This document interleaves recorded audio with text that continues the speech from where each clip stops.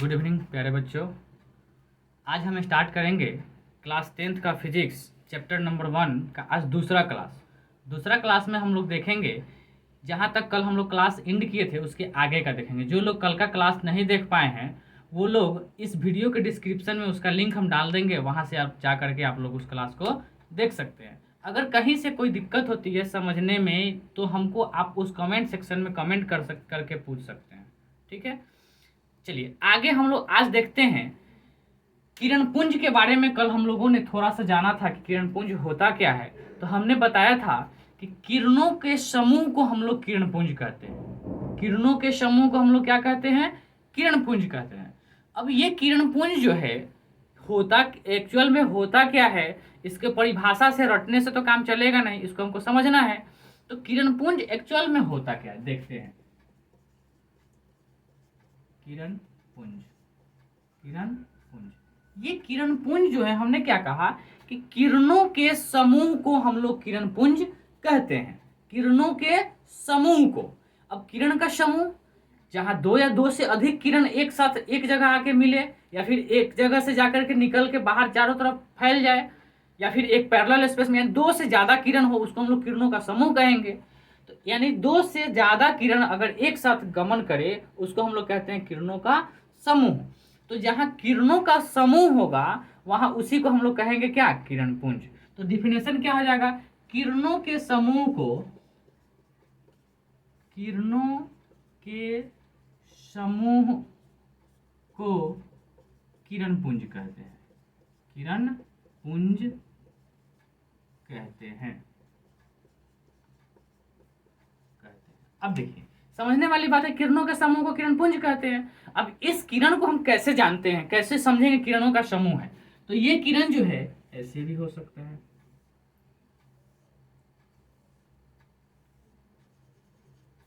ऐसा भी हो सकता है कि चारों तरफ से निकल करके जाकर के एक ही वस्तु पर जाके फोकस करे, वो भी किरणों का किरण पुंज हो गया। अब देखिए दूसरी चीज कि एक जगह से निकल करके किरण चारों तरफ फैल जाए। ये यहां से निकलता है और निकल करके ये चारों दिशाओं में क्या हो रहा है? फैल जा रहा है। अब इस प्रकार के किरण पुंज का उदाहरण हम लोग क्या ले सकते हैं? इस प्रकार के किरण पुंज का उदाहरण जैसे आप सोचिए कि जो हम लोग बल्ब जलाते हैं या फिर एलईडी बल्ब जलाते हैं जिसमें अंदर में बहुत सारा ऐसा बल्ब लगा होता है, ऐसा ऐसा बल्ब लगा होता है। तो सोचने वाली बात है कि ये तो हर यहाँ चारों तरफ से रोशनी निकल रहा है। अब चारों जगह से रोशनी निकल करके किसी एक जगह को जाकर के क्या करता है? फोकस करता है। वो भी किरणों का समूह हो गया। इससे जो किरण निकल रहा है उसका भी वो समूह, इसका जो किरण निकला उसका समूह, इसका जो किरण निकला उसका समूह, इसका जो किरण निकला उसका समूह। ये सब किरणों को किरण जो है, किरण पुंज जो है निकल के एक जगह पर जाकर के मिलती है। तो वो भी किरणों का समूह होता है, वो भी किरणों का समूह ही होता है, जिसको हम लोग किरण पुंज कहते हैं। तो ये उदाहरण हो गया टॉर्च का।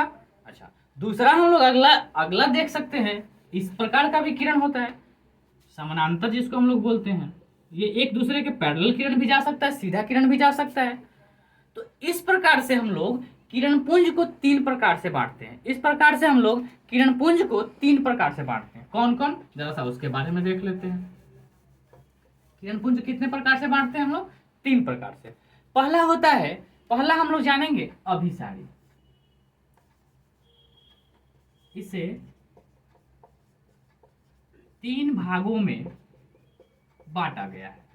इसे तीन भागों में बांटा गया है। ठीक है, पहला कौन है? अभिसारी। अभिसारी किरण पुंज, अभिसारी किरण पुंज। अब देखिए ये अभिसारी किरण पुंज एक्चुअल में होता क्या है? ये अभिसारी किरण पुंज एक्चुअल में होता क्या है? तो हमने अभी आपको तीन डिफिनेशन बताया, जिसमें से एक जो था अभिसारी का था। तो अभिसारी का मतलब होता है कि किसी एक बिंदु पर आकर के किरणों का समूह मिलता है या मिलता हुआ प्रतीत होता है। ठीक है, यानी ऐसा देखिए,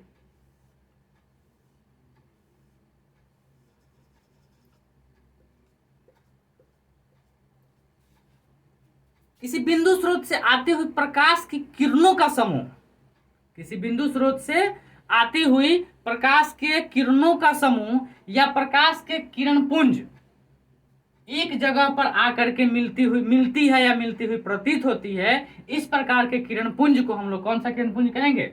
अभिसारी किरण पुंज कहेंगे। इस प्रकार किरण पुंज का क्या कहेंगे? अभिसारी। अभिसारी मीन्स होता है अभिसारी, यानी सबको सिकुड़ते हुए एक जगह जाके मिला दे। सारी मीन्स सिकुड़ते हुए, एक जगह पर जाकर के सिकुड़ के मिल जाए, उसी को हम लोग अभिसारी किरण पुंज कहते हैं। समझने के लिए हम लोग बोले हैं अभिसारी। सारी मीन्स सिकुड़ते हुए, याद करने के थॉट से याद करेंगे। सारी, सारी मीन्स सिकुड़ता हुआ चला जाए एक बिंदु पर, उसी को हम लोग कहते हैं अभिसारी किरण पुंज।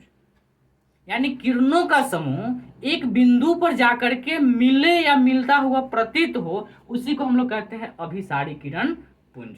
समझने में कोई दिक्कत नहीं। किरण या किरणों का समूह, किरण या किरणों का समूह किसी एक बिंदु पर जाकर के मिलती है या मिलती हुई प्रतीत होती है, उसे हम लोग क्या कहते हैं? अभिसारी किरण पुंज कहते हैं। जरा सा इसका डिफिनेशन लिख लिया जाए। डिफिनेशन लिख लेने में क्या जाता है, देखिए। वैसा किरण पुंज, वैसा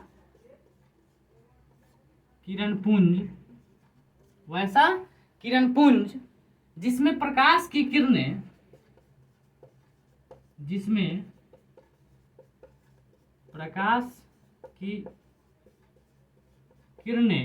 जिसमें किसी प्रकाश की किरणें एक बिंदु पर, क्या बताया मैंने? एक बिंदु पर आकर मिलती है या मिलती हुई प्रतीत होती है, या मिलती हुई प्रतीत होती है, उसे क्या कहते हैं? अभिसारी किरण पुंज कहते हैं। उसे अभिसारी किरण पुंज कहते हैं। कोई दिक्कत? समझा दिए हैं। यानी सारी एक जगह पर आकर के मैंने सिकुड़ता हुआ एक जगह पर जाके मिल जाए, उसको हम लोग क्या कहेंगे? अभिसारी किरण पुंज। जैसे समझने के लिए, जैसे छोड़ दो, समझने के लिए लिख लो, बना लो फिगर।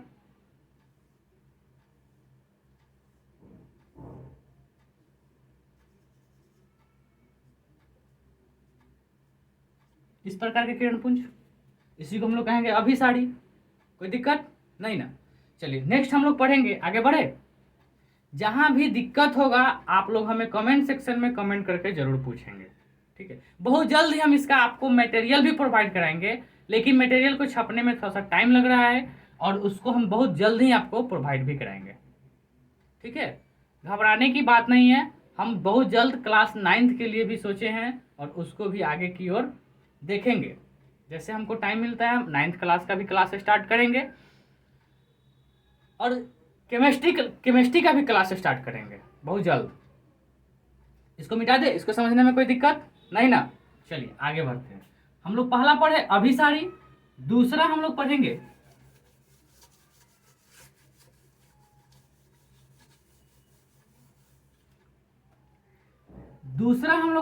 अपसारी। अपसारी किरण पुंज, अपसारी किरण पुंज। अब देखिए, हमने उस समय क्या कहा? अभिसारी माने अभिसारी, यानी सब जगह से आके एक जगह पर मिलता है, उसको अभिसारी। अपसारी में होता क्या है कि एक जगह से किरण निकल करके चारों ओर फैलता हुआ चला जाता है, पसरता हुआ चला जाता है, ठीक है। उसी को हम लोग कहते हैं अपसारी। पसारी माने पसरता हुआ, पसारी पसरता हुआ, अभिसारी सिकुड़ता हुआ। पसारी माने पसरता हुआ चला जाए। अभिसारी माने एक जगह, अभी माने एक जगह, अभिसारी मीन्स एक जगह पर आकर मिलता है। तो हम लोग अपसारी, पसारी माने पसरते हुए चला जाना, पसारी एक याद कर लेंगे तो सब याद हो जाएगा। पसारी माने पसरता हुआ चला जाए। तो इसको हम लोग कैसे क्या लिखेंगे? डिफिनेशन इसका लिखेंगे हम लोग क्या? वैसा किरण पुंज, वैसा किरण पुंज, वैसा किरण पुंज जिसमें प्रकाश की किरणें, वैसा किरण पुंज जिसमें प्रकाश की किरणें, जिसमें प्रकाश की किरणें एक बिंदु स्रोत से निकलकर, एक बिंदु स्रोत से निकलकर, एक बिंदु स्रोत से निकलकर फैलती चली जाती है, निकलकर फैलती चली जाती है, उसे अपसारी किरण पुंज कहते हैं, किरण पुंज कहते हैं। समझ में आया? पसारी माने पसरता हुआ, एक बिंदु से निकल करके चारों दिशाओं में फैलता हुआ चला जाता है, उसे हम लोग अपसारी किरण पुंज कहते हैं। अब इसका फिगर देख लीजिए, ये एक बिंदु हो गया, अब इस बिंदु से प्रकाश निकलता हुआ चला जा रहा है। अब इसको हम लोग इधर जाने डिनोट करेंगे, निकलता फैलता चला जा रहा है, इसलिए आगे की ओर दिखा देंगे। तो ये हो गया अपसारी। समझ में आया? कोई दिक्कत नहीं ना? आगे बढ़े, चलिए। दिक्कत होगा तो आप हमें कमेंट सेक्शन में जरूर कमेंट करेंगे। मिटा दे इसको, जो लोग नहीं लिखे हैं स्क्रीनशॉट ले ले और लिख ले। अगला इसमें आता है, नेक्स्ट क्या हम लोग को पढ़ना है, इसमें तीसरा प्रकार क्या होता है, एक समानांतर होता है। तीसरा क्या होता है? समानांतर किरण पुंज होता है। तीसरा हम लोग क्या पढ़ेंगे? समांतर किरण पुंज, समानांतर किरण पुंज। अब एक्चुअल में ये समानांतर किरण पुंज क्या होता है? हमने पहला पढ़ लिया अभिसारी। अभिसारी मतलब एक बिंदु पर जाकर के सिकुड़ जाता है, मिल जाता है, उसको अभिसारी कहते हैं। अपसारी माने एक बिंदु से निकल के पसरता हुआ चला जाता है, उसको अपसारी कहते हैं। तीसरा आता है समानांतर। तीसरा आता है क्या? समानांतर। तो वैसा किरण पुंज जिसमें प्रकाश की किरणें एक दूसरे के समानांतर चलती है, एक दूसरे के पैरेलल चलती है। तो लिखेंगे, अब बताते हैं, समझाते, लिखो पहले।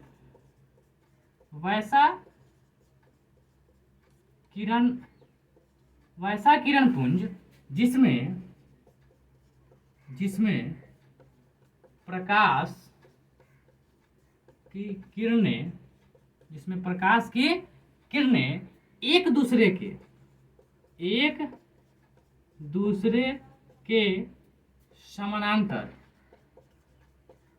दूसरे के समानांतर चलती है, उसे क्या कहेंगे हम लोग? उसे समांतर किरण पुंज कहते हैं। किरण पुंज कहते हैं। अब देखिए समानांतर क्या है? समानांतर एक दूसरे के पैरेलल। अब पैरेलल समानांतर का मतलब है समान अंतर पर, यानी ये जितना है इसके बीच की डिस्टेंस जितना है उतना यहाँ भी इसके बीच का डिस्टेंस होगा।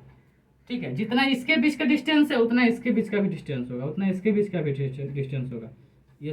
ये एक दूसरे के पैरेलल है, जो कभी आगे या पीछे बढ़ाने पे कभी एक दूसरे से मिलेगा नहीं। तो इस प्रकार के किरण पुंज को हम लोग कौन सा किरण पुंज कहेंगे? समानांतर किरण पुंज कहेंगे। इस प्रकार किरण को क्या कहेंगे? समानांतर किरण पुंज कहेंगे। कोई दिक्कत नहीं ना? अब चलिए, इतना में कहीं से किसी को कोई प्रॉब्लम नहीं? चलिए आगे बढ़े। आगे हम लोग को पढ़ना है क्या कि प्रकाश की किरण जो है, किरण पुंज के दृष्टिकोण से अगर हम लोग पदार्थ को देखें, यानी वस्तु को देखें, तो ये वस्तु भी अलग अलग टाइप के होते हैं। ये वस्तु भी क्या होते हैं? अलग अलग टाइप के होते हैं किरण पुंज के अनुसार। ये किरण पुंज के अनुसार हम लोग वस्तु को कैसे डिवाइड करेंगे? तो अब जिससे किरण आर पार चला जाए, कुछ वस्तु ऐसा भी होता है जिससे किरण आर पार चला जाए, जैसे शीशा, कांच जो होता है, पानी जो होता है, इससे प्रकाश हम एक साइड जलाएंगे तो दूसरा साइड भी निकल के जाएगा। लकड़ी, क्या लाइट जलाएंगे तो उस लकड़ी को पार कर पाएगा प्रकाश? नहीं ना। तो किरण पुंज के दृष्टिकोण से हम लोग पदार्थ को जो है 3 प्रकार से बांटते हैं। पदार्थ को कितने प्रकार से बांटते हैं? 3 प्रकार से। लिखेंगे कौन कौन, पहले समझ लो कौन कौन। सबसे पहले आता है पारदर्शी पदार्थ। पहला कौन सा आता है? पारदर्शी। पारदर्शी का मतलब क्या होता है? आर पार हो जाए। क्या? प्रकाश, प्रकाश की किरण। ये प्रकाश की किरण जिस वस्तु के आर पार हो जाए वह वस्तु पारदर्शी पदार्थ कहलाता है। वह वस्तु क्या कहलाता है? पारदर्शी पदार्थ कहलाता है। अब जैसे पारदर्शी पदार्थ, जैसे कांच, शीशा जो होता है, कौन सा शीशा? जो ट्रांसपेरेंट होता है।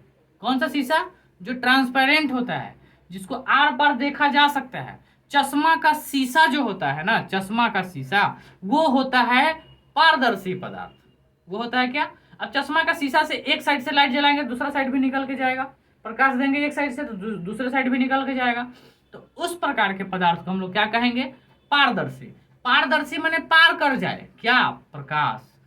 अपारदर्शी माने जिसको आर पार नहीं किया जा सके, जिसको आर पार नहीं किया जा सके उसे हम लोग कहते हैं अपारदर्शी वस्तु। ठीक है।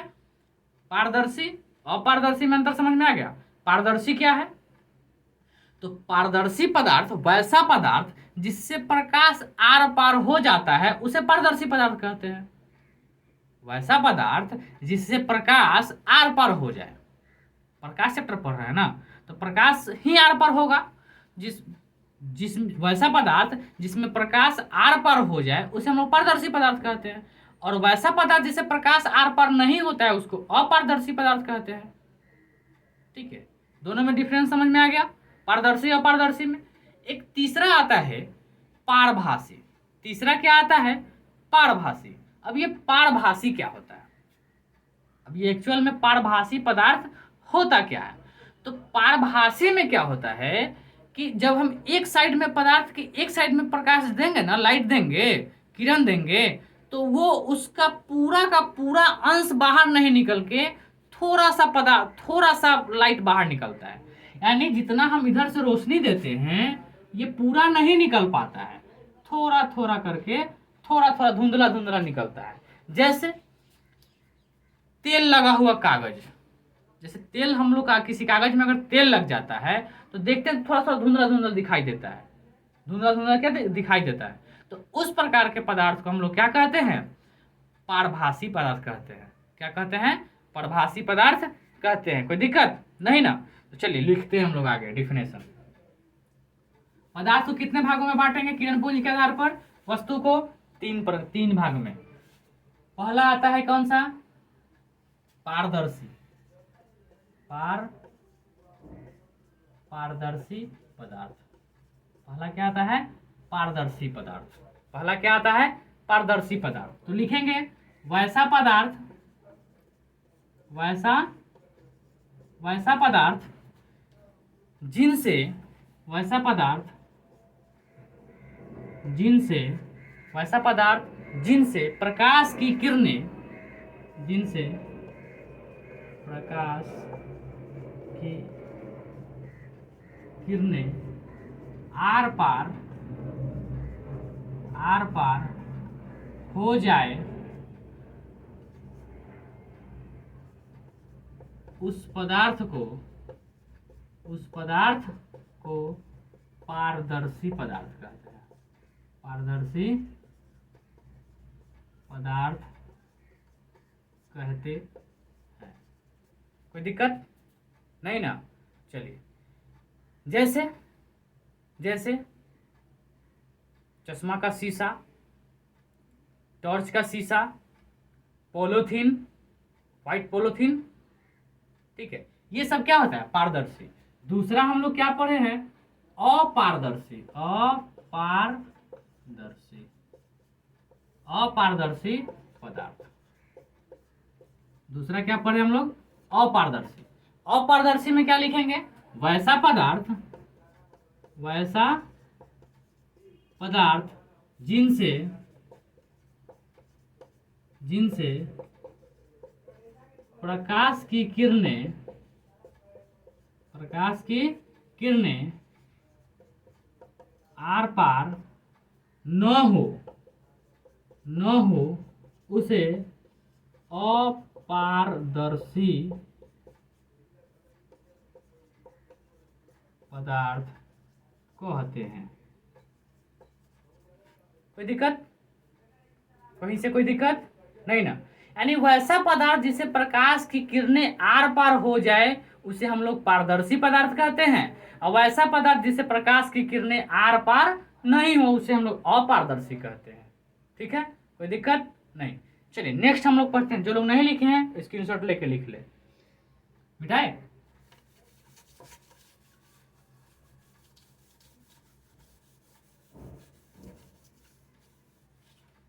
चलिए नेक्स्ट टॉपिक हम लोग आते हैं। नेक्स्ट तीसरा आता है क्या? तीसरा आता है हम लोग का परभाषी पदार्थ। परभाषी पदार्थ। अब ये परभाषी क्या होता है? हमने अभी आपको बताया है कि जब वैसा पदार्थ जिससे प्रकाश टकराने के बाद प्रकाश का कुछ ही अंश पार कर पाता है, कुछ ही अंश पार कर पाता है, जैसे घिसा हुआ शीशा, घिसा हुआ कांच, तेल लगा हुआ कागज, ये सब क्या है? परभाषी पदार्थ है। ये सब क्या है? परभाषी पदार्थ है। परिभाषा लिखेंगे, वैसा पदार्थ जिनसे होकर, वैसा पदार्थ जिनसे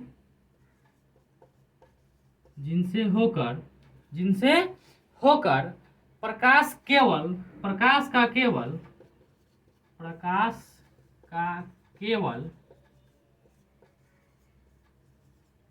कुछ ही अंश क्या हो? कुछ ही अंश पार हो, उसे परभाषी पदार्थ कहते हैं। ठीक है, कोई दिक्कत नहीं ना? यानी कुछ ही अंश बाहर निकलता है, जैसे घिसा हुआ कांच,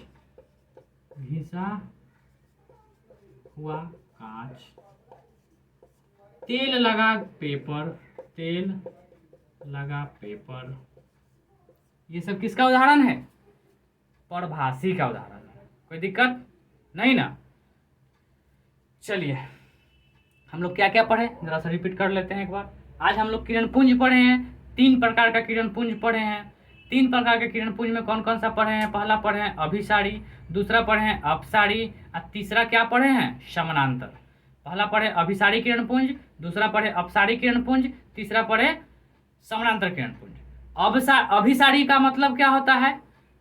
सिकुड़ता हुआ बहुत सारा किरणों का समूह एक बिंदु पर आके मिलता हुआ प्रतीत होता है, उसे हम लोग अभिसारी किरण पुंज कहते हैं। अपसारी एक बिंदु स्रोत से प्रकाश की किरणें निकलकर चारों दिशाओं में फैल जाती है, उसे हम लोग अपसारी किरण पुंज कहते हैं। समानांतर किरण पुंज वैसा किरण पुंज जिससे प्रकाश एक दूसरे के समानांतर होता है, उसको हम लोग समानांतर किरण पुंज कहते हैं। ठीक है, कोई दिक्कत नहीं ना? आगे हम लोग पढ़े हैं पदार्थ। किरण पुंज के आधार पर पदार्थ को हम लोग 3 भागों में बांटते हैं। पहला बांटे हैं पारदर्शी, दूसरा बांटे हैं अपारदर्शी, तीसरा बांटे हैं परभाषी। पहला क्या है? पारदर्शी, मतलब वैसा पदार्थ जिनसे प्रकाश आर पार हो जाए उसे पारदर्शी कहते हैं। वैसा पदार्थ जिनसे प्रकाश आर पार नहीं हो उसे अपारदर्शी कहते हैं। तीसरा हम लोग पढ़े हैं कि परभाषी, वैसा पदार्थ जिनसे प्रकाश की किरणों का कुछ ही अंश पार हो पाता है उसे हम लोग परभाषी पदार्थ कहते हैं। कोई दिक्कत नहीं ना? फिर हम लोग नेक्स्ट मिलेंगे नेक्स्ट सेशन में कल। आगे हम लोग अब जानेंगे प्रकाश का परावर्तन क्या होता है, इसके क्या मेथड है, क्या रूल है, और इसको जानने से पहले हमको क्या क्या जान लेना चाहिए, इसके बारे में हम लोग कल के क्लास में डिस्कस करेंगे। तब तक के लिए गुड बाय।